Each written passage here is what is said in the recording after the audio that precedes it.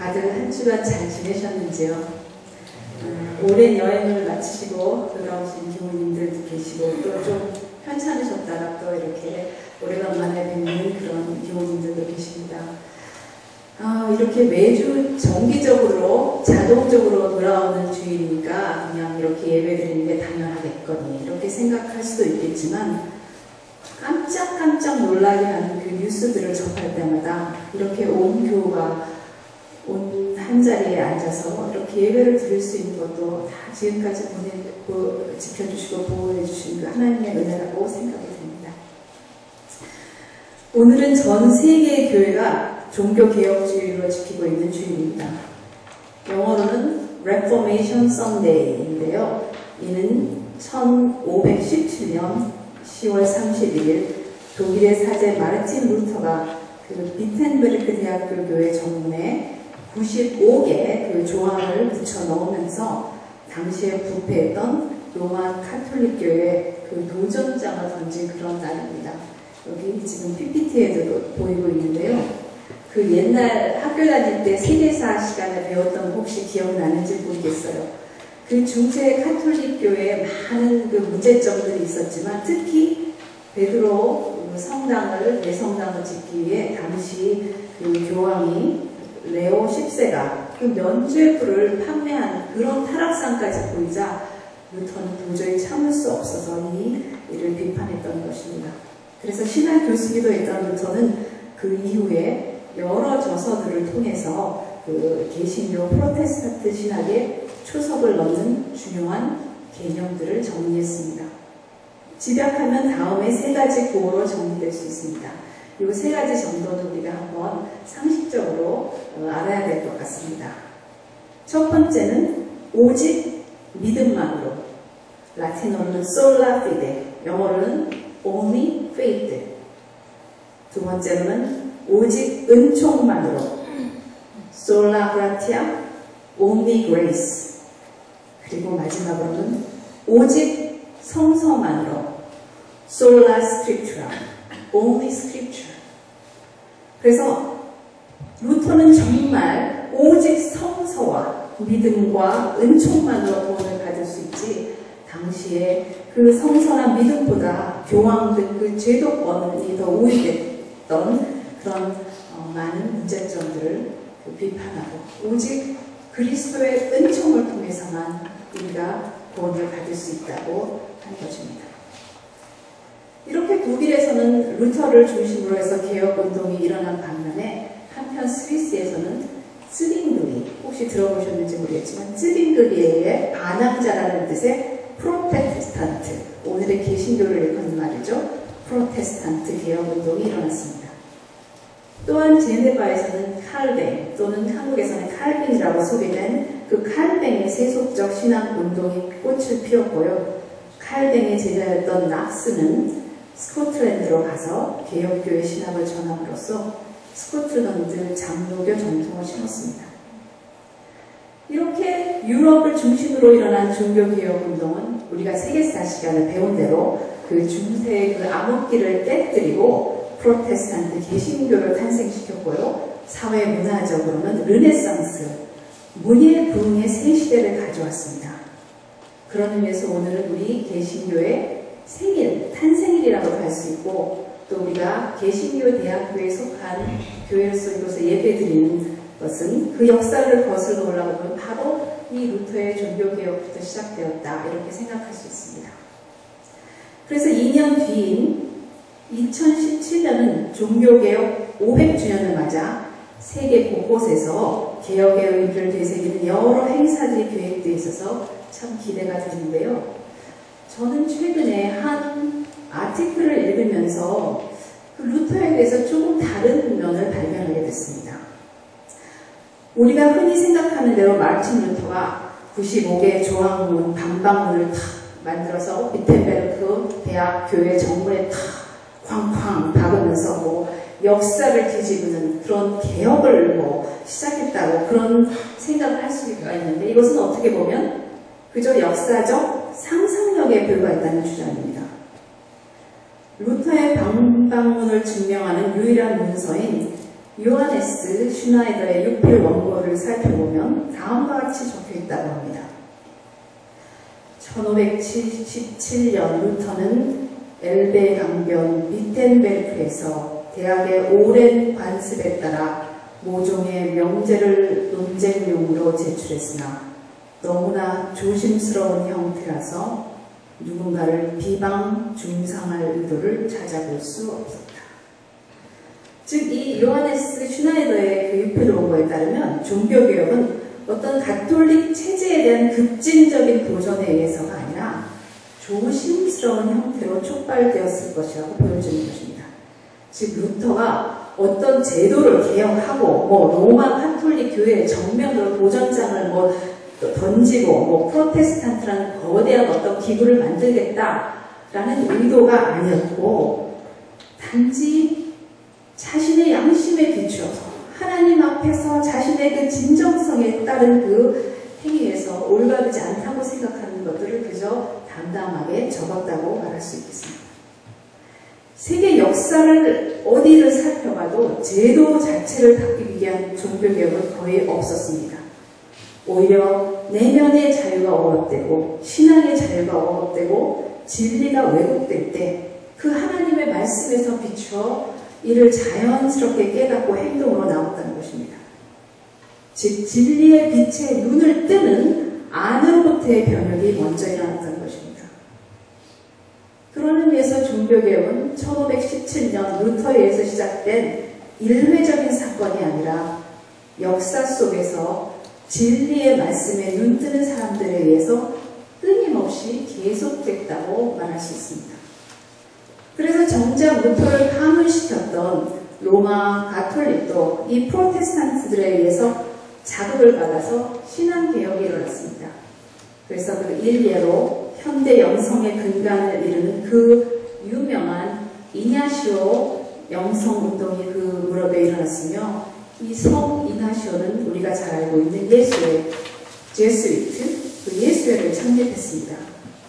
또한 한참 뒤인 1960년대에는 카톨릭에서 제2바티칸 공회를 통해서 교회 개혁을 이루고, 또 최근에 선출된 교황 프란치스코로 인하여 세계 곳곳에 정말 신선하면서도 정말 좋은 영향을 잘 미치고 있습니다. 또 개신교도 마찬가지입니다. 루터에 의해서는 루터교가 또 창립됐고요. 또 칼뱅과 낙세에 의해서는 장로교로, 그리고 한참 뒤인 그 존 웨슬레에 의해서는 감리교가 탄생했습니다. 결국 인간이 만든 어떤 제도라든가 어떤 기구는 완벽할 수 없고 제한적일 수 없고 끊임없이 그 진리에 눈을 뜨고 행동하는 사람들에 의해서 수정되고, 또 그를 통해서 하나님께서는 역사를 이끌어 가시는 것입니다. 종교개혁은 제도 개혁의 문제가 아니라 하나님의 현존을 만나서 삶 자체가 변화되는 진정한 안으로부터의 변혁이 먼저입니다. 오직 믿음만으로, 오직 은총만으로, 오직 성서만으로, 오직 영적인 눈을 떠서 그리스도의 현존을 경험하고 삶이 변화하는 그 기적을 통해서만이 개혁이 일어난다는 것입니다. 오늘 복음서 본문에는 길거리에서 예수를 만나서 눈을 뜨게 되는 거지 바디메오 이야기가 나옵니다. 단순하게 생각하면 예수께서 다른 병자들을 고치셨듯이 그저 한 맹인의 눈을 뜨게 하는 그런 치유 이야기로 생각할 수 있습니다. 그런데 일부 신학자들은 이 바디메오 이야기는 마가복음의 눈먼이라는 주제 아래 전개되었던 많은 이야기들을 마무리하는 역할을 한다고 주장합니다. 마가복음 8장에는 그 벳세다에서 눈을 먼 사람을 눈 뜨게 했던 이야기가 있었고요. 또 9장 10장에는 예수께서는 다른 눈이 먼 그런 이야기를 하시고 계십니다. 즉 예수께서 자신의 순환과 죽음을 첫 번째로 예고하지만 그 수제자였던 베드로는 어떤 반응을 보였죠? 항의까지 합니다. 절대 그럴 수 없다고. 또한 두 번째 그 순환을 예고했을 때는 제자들은 한심하게 누가 높은지 누가 낮은지 자리 다툼을 하고 있었고요. 세 번째로 예수께서 자신에게 닥칠 죽음을 예고했을 때는 요한하고 야고보는 오히려 더 노골적으로 오른쪽, 왼쪽 그 편의 자리를 달라고 청탁까지 하는 그것을 또 제자들이 듣고는 분개까지 하는 사건 우리 잘 알고 있습니다. 참 예수님께서는 얼마나 참담한 심정이었습니까? 예수께서 그 하나님의 아들로서 그 예수 그리스도의 그 대속의 그 고난을 시작해야 되는데 그 가장 가까이 했던 예수의 제자들마저도 눈을 뜨지 못하고 아직도 자리다툼이나 하고 있으니 하나님께서 보시기에 얼마나 안타까웠겠습니까? 그래서 이 전혀 이해하지 못하는 눈먼 제자들을 목도하시고는 이 바디메오 기적에서 육체적인 그 눈멍뿐만 아니라 더 심각한 그 영적의 눈멍까지 연결시키게 돼서 이 바디메오 치유 이야기는 우선적으로는 한 불쌍한 거지 그 바디메오를 개인적인 요구를 들어주는 이야기지만 그 신학적으로는 예루살렘 입성을 목전에 둔 마지막 길에서 그 제자들의 영적인 눈멍을 치유하기 원했던 예수의 노력을 환원적으로 표현한 것으로 볼 수 있다라는 것이 많은 신학자들의 주장입니다. 따라서 이 기적 이야기는 바디메오가 육신의 눈이 밝아짐과 동시에 그의 인생이 예수를 만남으로 어둠에서 나와서 그 빛으로 들어가게 하는 사건이라고 말할 수 있습니다. 그러면 어떻게 그 길거리에서 구걸이나 하던 거지 바디메오가 예수를 만나 인생의 어둠에서 나와 빛으로 걸어 들어갈 수 있었을까요? 오늘 본문을 먼저 살펴보면 첫 번째로는 바디메오는 자신이 눈이 멀었다는 사실을 너무나 확실하게 알고 있었습니다. 다른 말로 하면 그의 한계, 유한성을 알았던 것입니다. 그 참 어리석은 제자들도 마찬가지지만요. 대부분의 사람들은 그 창조주 하나님 앞에서 자신의 유한성, 한계를 깨닫지 못합니다. 자신이 눈 멀었다는 사실을 모르는 거예요. 그래서 자신들이 경험한 조그만 경험과 또 자기들이 알고 있는 조그만 지식이 마치 절대적인 것처럼 주장합니다. 또한 언젠가는 이 땅에서의 생이 마감되려는 사실도 망각합니다. 제가 예언 하나 할까요? 노스트라다무스 예언보다도 더 확실한 예언인데요. 제가 어떤 예언을 할 것 같습니까? 다 죽어. 그럼 조금 더 세련되게 말하면 앞으로 100년 후 2115년 10월 25일 오늘 여러분 중에 이곳에 앉아있을 사람은 한 사람도 없다는 것입니다.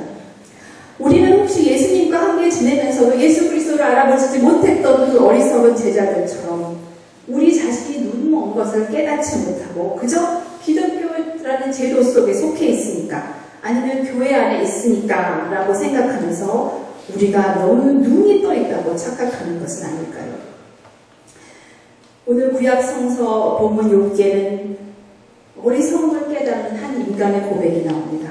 왜 자신에게 이런 고난이 닥치느냐고 친구들과 논쟁하고 창조주 하나님께 따져 물었던 욥이 창조주 하나님 앞에서 그 주권을 인정하며 다음과 같이 말합니다. 주님께서는 못하시는 일이 없으시다는 것을 이제 저는 알았습니다. 주님의 계획은 어김없이 이루어진다는 것도 저는 깨달았습니다. 잘 알지도 못하면서 감히 주님의 뜻을 흐려놓으려 한 자가 바로 저입니다. 깨닫지도 못하면서 함부로 말을 하였습니다. 제가 알기에는 너무나 신기한 일들이었습니다. 그러므로 저는 제 주장을 거두어드리고 티끌과 잿더미 위에 앉아서 회개합니다. 한마디로 그 입 다물라 생각나시죠? 한마디로 그 입 다물겠다는 것입니다. 혹시 우리도 그 어리석었던 제자들이나 욥과 같이 영적인 눈이 멀어서 하나님의 그 심오한 뜻도 깨닫지 못하고 원대하신 계획도 잘 알지 못하며 마치 하나님이라도 된 듯이 감히 주님의 뜻을 흐려놓으면서 함부로 말하고 떠들어대는 모습은 없었는지 참 하나님이 지켜보시면서 얼마나 가소로우시겠습니까? 어떤 일이나 결정에 있어서 저희 피조물은 오로지 하늘의 뜻만이 하늘의 진리만이 이 땅에 펼쳐지기를 바라며 잠잠히 침묵하는 그런 기도의 자세를 가져야 할 것으로 믿습니다. 두 번째로 거지 맹인 바디메오는 자신의 붙들음을 예수께 간절하게 부르짖었습니다. 다윗의 자손 예수님, 나를 불쌍히 여겨주십시오. 예수님께서 여리고를 떠나서 막 예루살렘을 입성하기 직전에 많은 무리가 따랐던 거 여러분 그 장면 생각나시죠? 그런데 그 예수님이 왕이 되신다고 신나했던 그 행차에 아니 그 거지 나사로와 더 거지 바디메오 같은 사람들이 시끄럽게 하고 있으니 얼마나 시끄럽겠어요. 그래서 이를 저지하는 사람들도 많았습니다. 그렇지만 또 외칩니다.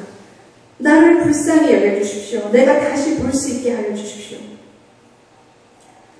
바디메오는 자신이 눈멀었다는 사실을 너무 확실하게 잘 알고 있었기 때문에 자신의 눈을 뜨기 위해 간절히 부르짖었지만 제자들을 비롯해 많은 사람들은 자신들이 눈먼지도 모르고 우왕좌왕하면서 그저 도듬거리며 자신들이 무슨 말을 하고 있는지도 모르고 떠들어대기만 합니다. 혹시 우리도 이런 비슷한 모습은 아니죠? 더 늦기 전에, 더 나이 먹기 전에 창조주 앞에서 그 피조물로서의 유한성을 인정하고 겸허하게 우리의 영적인 눈뜸을 위해서 간구해야 합니다. 주여, 나를 불쌍히 여겨주시옵소서. 주여, 나의 어리석은 교만을 용서하여 주시옵소서. 주여, 내 눈을 밝히사 주님의 현존을 깨닫게 하소서. 우리 눈이 밝아져서 우리의 육안으로는 볼 수 없는 이곳에 가득 찬 그 하나님의 현존을 모두 보시길 간절히 기원합니다. 세 번째로 이 바디메오는 정말 눈이 떠져서 예수님을 볼 수 있었습니다. 52절 예수께서 그에게 말씀하십니다. 가거라, 내 믿음이 너를 구원하였다. 그러자 그 눈먼 사람은 곧 다시 보게 되었다. 바디메오 자신의 그 간절한 소망과 함께 예수님의 그 능력이 기적을 일으키는 것입니다. 한 신학자는 그 인간의 간절한 소망과 그 하나님의 은총이 결합돼 기적이 일어난다고 주장하면서 이것을 은총의 시너지 효과라고 부르고 있습니다. 기적은 인생이 하나님의 현존을 만남으로 그 어둠에서 나와서 빛으로 걸어가는 그 놀라운 사건이라고 할 수 있는데 이 바디메오는 예수를 만나 그 자신의 육신의 눈뿐만 아니라 인생이 어둠에서 걸어 나와서 그 빛으로 나가는 완전 인생 역전을 경험한 것입니다. 오늘 욥기 본문에 나오는 욥의 고백입니다. 주님이 어떤 분이시라는 것을 지금까지는 귀로만 들었습니다. 그러나 이제는 제가 제 눈으로 주님을 뵙습니다. 이게 바로 바디메오 고백 아니겠습니까? 주님, 정말 맹인이었잖아요. 제가 눈이 멀어서 그 사람들이 당신에 대해서 말하는 이런 얘기를 귀로만 들었는데요. 이제 제 눈을 이렇게 뜨게 돼서 바로 당신의 얼굴을 대하니 바로 당신의 그 현존을 들으니 정말 감사하고 참 신기하네요. 제가 한 몇 년 전에 아주 갑자기 많이 아프게 돼서 그 박사과정을 내려놓을 수밖에 없던 일을 여러분들과 나눈 적이 있는데요. 저는 그 치유 과정에서 저희 그 남편도 여기 앉아있지만 정말 그 놀라운 기적이랄까 그 한 줄기 그 은총의 그 빛을 경험했습니다. 그래서 제가 어릴 때부터 제가 4대째 그 기독교 신앙의 가정에서 자랐는데 지금까지는 정말 귀로만 듣던 이렇거나 하나님이 어떻다 예수님이 어떻다 귀로만 듣던 그 하나님을 정말 그 욥의 고백과 같이 눈으로 보는 어떻게 보면 그 우주 전체를 지배하시는 그 하나님의 그 광대하심을 비하면 정말 요즘 유행하는 그 초미세먼지 같은 작은 사이즈의 눈등이지만 저는 그래도 그때 내게 비추어졌던 그 빛을 붙잡고 지금 겨우겨우 살아나가고 있는 것 같습니다. 그래서 저는 매일매일 기도합니다. 하나님께서 저를 이 땅에서 데려가시기 전에 더 밝게 눈을 떠서 하나님의 현주로 더 섬세하게 깨닫게 하시고 그 뜻대로 살면서 하나님과 동행하시기를 간절히 기도합니다. 매일 기도합니다. 이 욥의 고백이 또 바디메오의 고백이 바로 여러분 자신의 고백이 되시기를 간절히 바랍니다. 하나님, 사람들이 당신에 대해 이렇게 저렇게 말할 것을 참 많이 들었습니다. 설교도 많이 들었죠. 그러나 이제는 내 눈을 떠서 주님을 이렇게 대하게 되니 얼마나 감사한지요. 주님께 가는 그날까지 이 세상 것들에 눈 멀지 않고요. 비록 육신의 눈은 점점 쇠약할지도 영화는 더더욱 밝아져서 주님을 더 명확히 보기 바랍니다. 라는 기도가 여러분의 기도가 되기를 간절히 바랍니다. 마지막으로 바디메오는 눈을 뜨게 된 후에 대부분의 치유 이야기에 등장하는 사람들은 그냥 집으로 돌아갔습니다. 그러나 그 사람들과는 달리 예수를 따르는 삶을 살았습니다. 52절 하반절 그러자 그는 예수가 가시는 길을 따라 나섰다. 하나님의 은총을 접하고 눈을 뜨게 되면서 인생이 바뀌는 경험을 하게 된 바디오는 그 하나님 나라의 복음을 전해준 예수를 따르는데 여기서 주목해야 될 것은 그것이 예루살렘 입성이라는 고난의 현장까지를 포함한다는 사실입니다. 제자들을 포함해 많은 사람들은 하나님의 은총을 경험하고 예수를 만나서 치유받고 구원받고 눈을 뜨지만 거기까지입니다.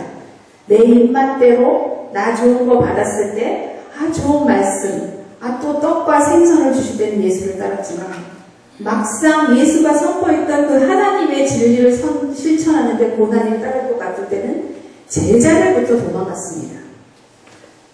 하지만 하나님께서는 이 고난까지도 감수하며 하나님의 뜻을 이 땅에 펼치겠다는 사람들을 통해서 새 역사를 써내려 가십니다. 오늘 첫 찬송으로 부른 내 주는 강한 성이요는 1529년 마르틴 루터가 직접 지은 것입니다. 저는 특별히 그 3절 말씀이 참 은혜로운데요. 이 땅에 막이 들끓어 우리를 삼키려 하나 겁내지 말고 섰거라. 진리로 이기리로다. 친척과 재물과 명예와 생명을 다 빼앗긴데도 진리는 살아서 그 나라 영원하리라. 일개 사도로서 그 막대한 권력을 가진 로마 카톨릭에 대항하자니 얼마나 겁도 나고 두려웠겠습니까? 그러나 자신이 옳다고 믿었던 그 진리를 사수하기 위해서는 목숨도 재물도 핏줄도 다 빼앗길 그 비장의 각오가 있었던 것입니다. 오늘도 하나님께서는 역사를 새로 써나가기 위해서 여러분들을 부르십니다. 오늘 종교개혁주를 맞아요. 여러분 각자에게 요구하시는 하나님의 음성을 듣기 간절히 원합니다. 먼저 내 안에서 영적인 눈이 띄어져서 하나님의 현존을 경험해야 됩니다. 그건 오직 나와 하나님과의 관계에서만 알 수 있습니다. 어둠에서 빛으로 옮겨진 그 새 생명에 감사하면서 감격하면서 주변을 돌아가면서 예수를 따라가는 삶을 살아야 합니다. 내 가정 안에서 교회 공동체 안에서 더 나아가 이 사회와 세계 속에서 하늘의 뜻을 진리를 펼쳐가야 합니다. 설사 희생과 수고가 따른다 하더라도 하나님께서 우리에게 주시는 그 용기와 평안을 가지고 갈 때 매일매일 리폼, 새롭게 역사를 쓸 수 있는 여러분과 제가 되기를 기도합니다.